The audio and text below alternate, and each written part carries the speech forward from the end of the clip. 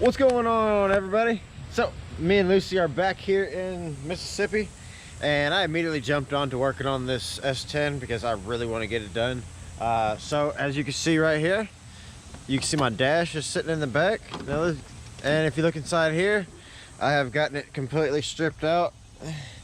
So things that I've been figuring out, I'm gonna have to get the automatic brake pedal. That way I can get rid of this clutch, because I do have automatic, but I'll have to get the whole assembly, which, you know, it's just a few things I gotta do. I can probably find one of those at the junkyard, so I'll probably have to pull the dash out of that one as well. So if you're ever trying to pull the dash out of an S10 like this, it is a pain in the butt, but it is possible. Obviously you're gonna want to disconnect everything at the gauge cluster. I'll take that whole part out, take off the glove box. Yeah, there's a bolt right here that holds it on from, that you can access from the bottom.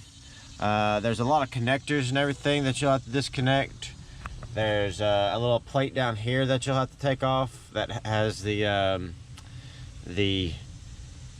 emergency brake release on it, and to remove that, it just goes right up in here, like a, you know, it's a little cable with a little lead on the end of it. So you just kind of, you know, push this, you get this to come forward like that, and then you can just pop it out. It's really easy to do that.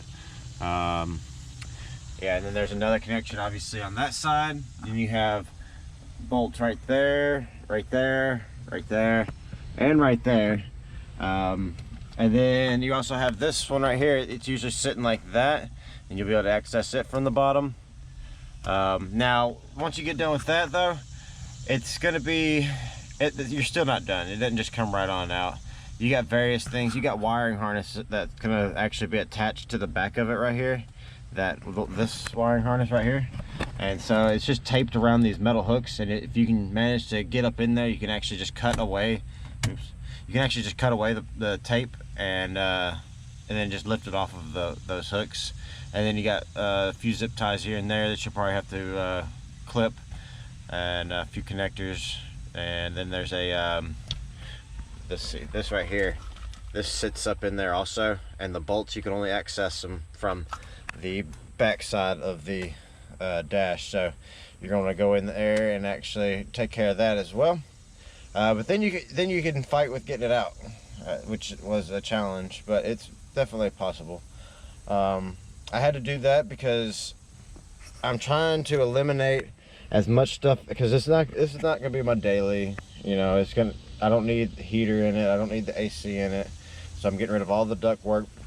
I'm breaking down and getting rid of as many of these wires and the wiring harnesses throughout here as much as possible. I'm gonna keep some stuff like this light right here. I'll probably keep. Yeah, that came off perfect. But I probably won't keep. I don't know. I'm not sure on that yet. I might get rid of all the interior lights, because, like I said, it's gonna just be a race truck, so I don't need any of that extra stuff. I'm thinking that I'm probably going to. I'm tempted to put everything on a switch, like, you know, have the lights on a switch and various things like that. I'm not really sure about that, because I mean, if I could figure it out and leave it the factory, you know, in the factory dash with the switches like that, I'll probably do that, just so I don't have to buy any more shit. And yeah, I'm just gonna go ahead and get rid of all of this, because, like, I'm gonna get rid of all the little door latch stuff too. But the thing that you got to figure out though, so let's get into this wiring harness, because this doesn't matter. What matters is over here. And so right here I have, these are my two fan controls, which is crazy, because if you look at the instructions that they sent, they said dark green and dark blue for the for the fan one. But this should be fan one, this is fan two. This is supposed to be dark blue, and this is supposed to be a dark green. This doesn't look dark green to me. I actually had to go and look up, you know, the pinouts and make sure that these were what they were, and these run exactly to fan, like I said, fan 1 and fan 2. So just because they say what it is, it's always good to just make sure, because I mean that's your computer, that's your wiring harness, that's you know, it's important stuff. So then we also got these right here.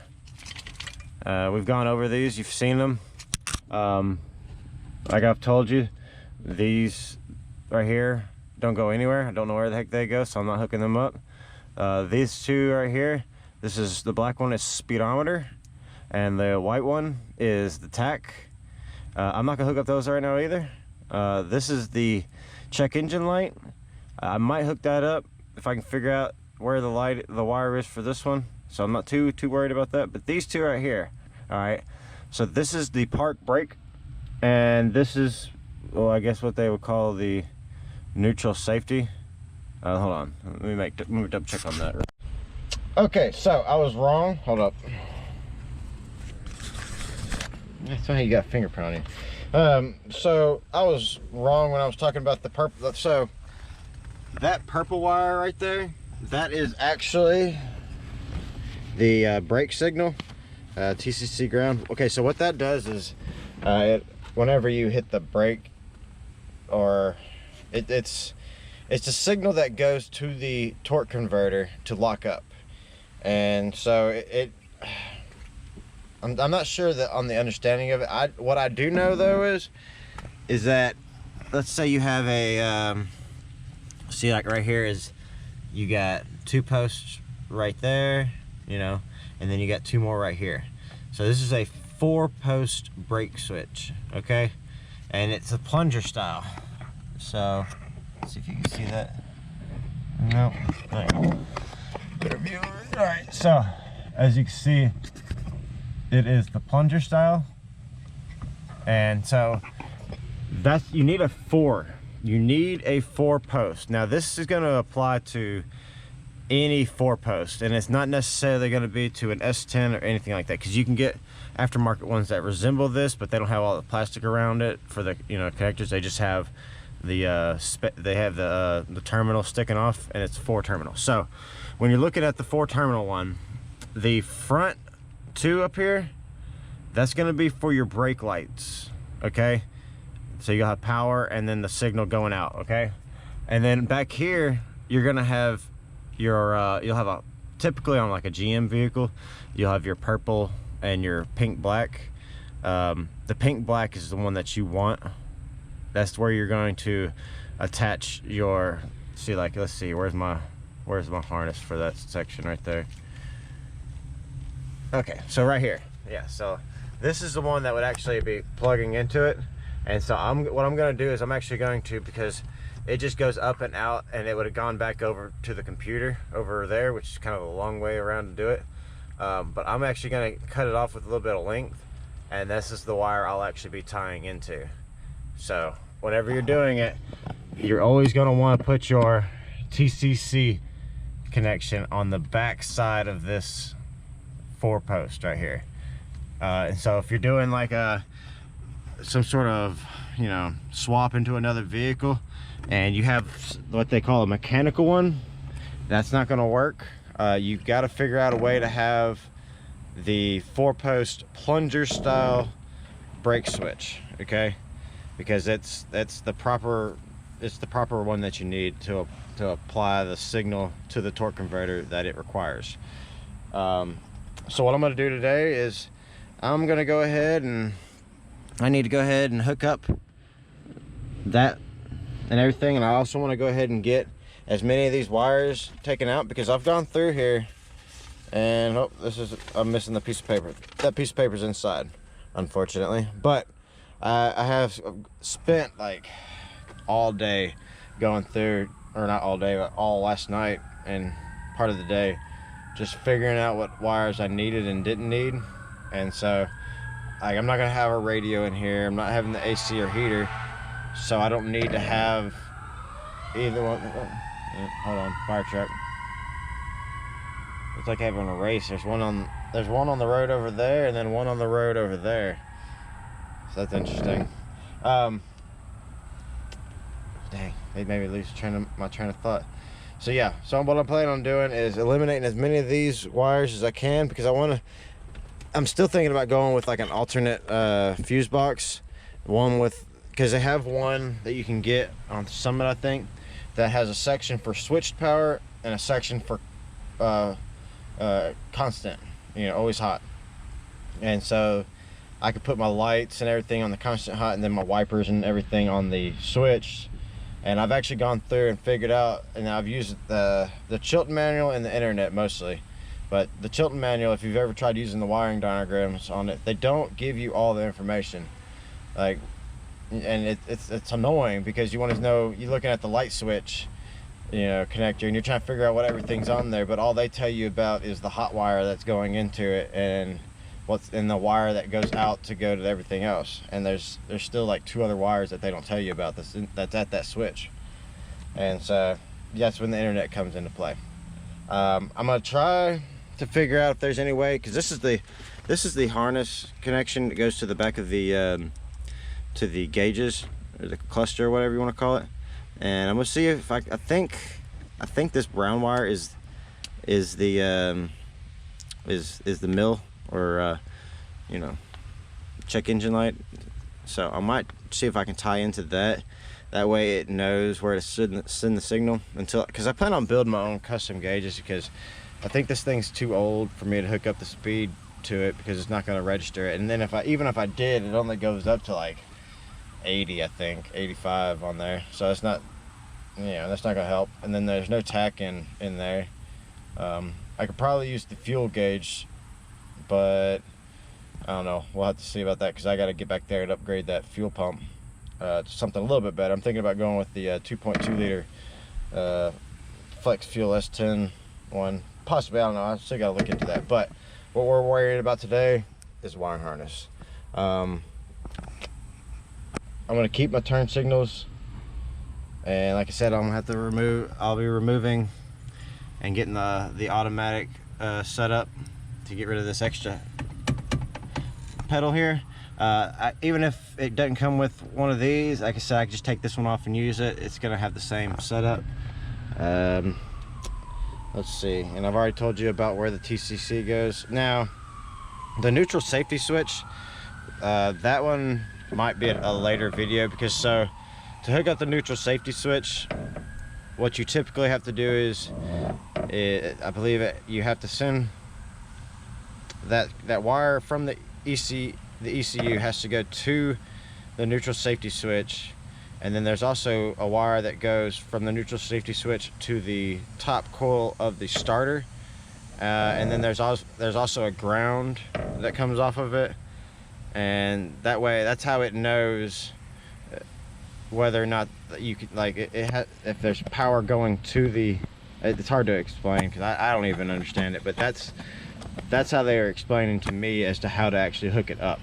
Is that the wire from the ECU goes to the switch, and then there's also a wire that comes from the top of the starter coil, the small bolts on the starter coil, and it goes over there to the switch as well, and then a good ground.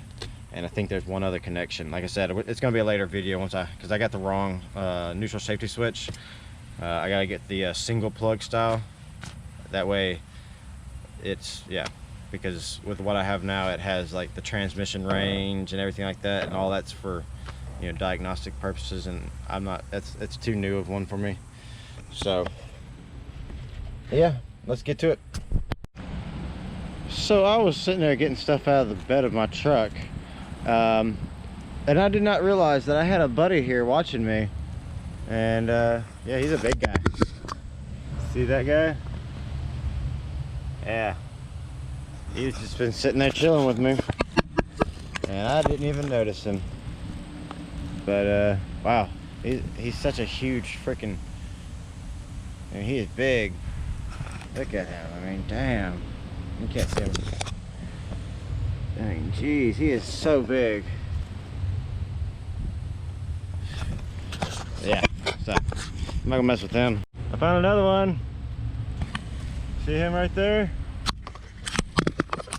That guy? There he is, dude. I see him.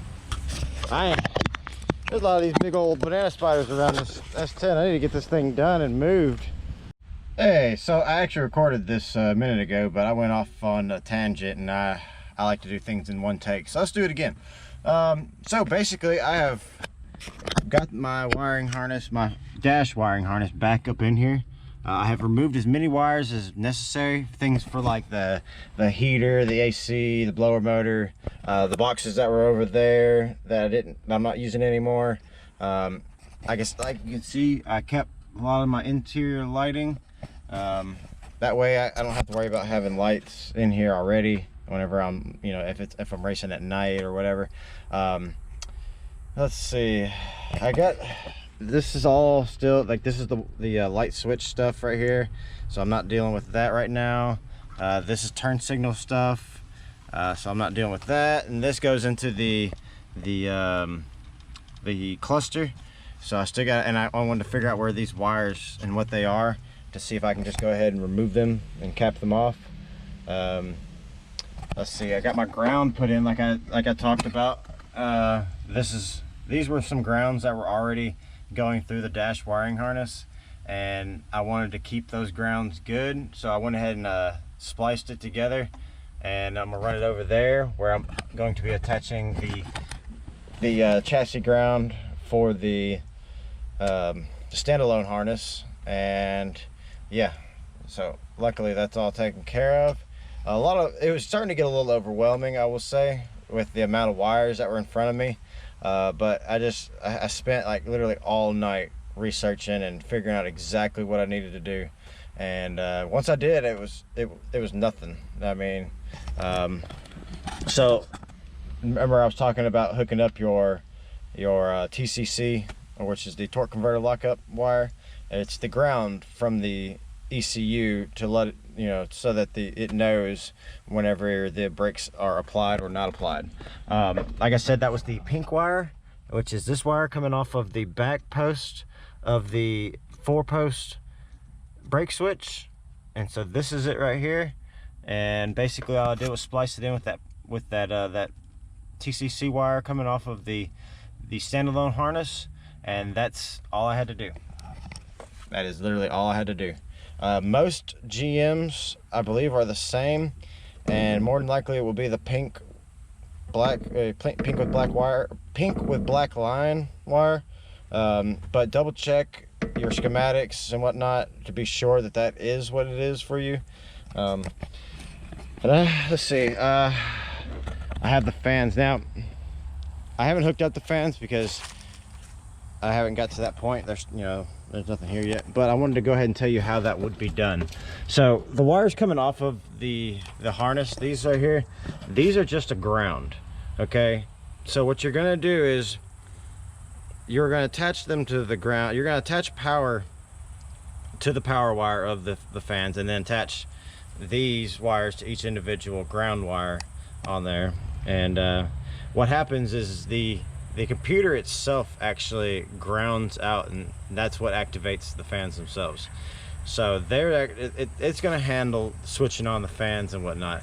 And it's really simple to do. Like that, my harness gave me plenty of wire. It makes it all the way up here. I should be able to tie into my fans whenever I put them in. And yeah, one other thing I want to show you. Let's say you have a 92mm throttle body like this Chinese one that I got off eBay.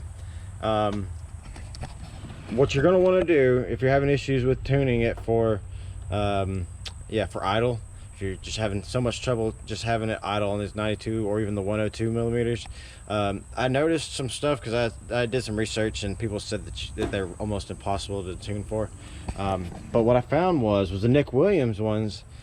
They were the only ones I seen that had the hole in the butterfly. And every other one, even the Fast, Holly, all of them, none of them had holes in the throttle body, in the butterfly. And from what I have read, is that's how you're able to tune it for idle, is that you have to drill a hole.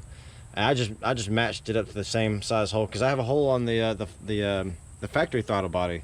It actually has a hole going through on the bottom side like that too. And so I just matched it up to the exact same size hole as that. So hopefully that's what I need. If you're having issues with that, that's a good place to start. And you'll probably see some noticeable differences already. You're going to want to readjust. If you've adjusted this screw to, you know, the gap down here, if you've adjusted that a lot, you're probably going to want to readjust that too. Really, I mean, I got my injectors too. I got 42-pound injectors. Hopefully they're not too much. We'll find out. They work from eBay, so maybe they don't flow 42. Maybe they only flow like 30 something, but we'll have to find that out. I got all the injector, harnesses right there waiting. I still gotta get a map sensor for back here. And yeah, I just got a few things I got. Obviously I have my intake stuff right here. I gotta get my mass airflow sensor. That's gonna go somewhere in this general area, in this area. And this is all just so that I can start up this thing, because yeah, I also need to get a fender still. And I mean, it's coming along. The fender, some of these things I don't actually have to start it up. I have to have an alternator and I have to have a starter. So those are going to be the next things that I focus on getting. And obviously a mass airflow sensor, because I'm looking to really try to start this thing here. And I thought it was going to happen last month. That didn't happen. I'm having to travel so dang much. The work is just crazy. They'll have me come home they wanted me to come home for a week and then go back up there for 2 weeks, but I told them that was impossible, that I just couldn't do that. So okay, so I just there was no way in heck that I was going to be able to just, because I have cats here, and they actually escaped while I was gone because they've been sitting in the house for 2 weeks. And somebody, I had somebody come in and checking on them, but still. So that's not y'all's problem. I don't know why I'm telling you this. I just get off on a rant. So but yeah, I mean, that's really about it. All this stuff right here that goes here, this is all of my exterior lights. So that's why I'm trying to reuse this right here. This is gonna go right there. Boom. And this is my fuel pump stuff right here. And I gotta figure out the ABS stuff right there too. So that's gonna be another fun thing to figure out, but I'll show it to you whenever I figure it out. But yeah, that's gonna be it, guys. So catch you later. Bye. Hey, I just wanted to show y'all one other thing that I got done. I was also able to mount my radiator up here, as you can see. So it's got a nice open area, bring in air. I still need to get the shrouds that go basically right up against here. That's what they recommend. These S10s, when you have the big V8s in them that they don't normally have, they tend to run a little hot, and so they recommend the shroud that surrounds, where the fans aren't at. So I also, as you can see, I got my injectors in, so I'm gonna enjoy that. Nothing's bolted down yet. Like I said, I still got to do the oil sending unit back there in the back, and I also have to replace that one knock sensor. But the relays, I gotta get some relays for the fans. They're probably gonna go back here on this back firewall, and then I can just run all the stuff around here and up here to these right here. With the fans, I'll have a whole thing about that. I mean, I'm not gonna tell you about it right now. There's a lot of info out there if you really need to see something about that, but I'll be hooking those up once I get the relays. So, but yeah, I'm not gonna plug this stuff back in either, because I don't need to. I've been considering, because there's so many wires that are going on in here, I've been considering going with an aftermarket fuse box, because the way the original fuse box was set up was that you had little sections that were powered, and then it wasn't like the whole thing, or even like large portions where you could just like take over a section and just use that. So like I would have to get power to each individual thing, and that's, yeah, I'd much rather just go ahead, and if I'm gonna have to go that route, then I'm just gonna go ahead and get an aftermarket one where I can have a section for constant powered fused and switch powered fused. I can get one for like 14 bucks. It's really not that bad, and I'm probably gonna go ahead and go that route. That way, like I said, I can separate it to switched, and I can separate it the constant powered, and they'll all have their own little deal. They're labeled. Yeah, it'll be a lot easier. So yeah, but that's it really, guys. And if you stayed watching to the end of this video, hey, congratulations. Nobody does. So but yeah, I'll see you on the next one. So later on.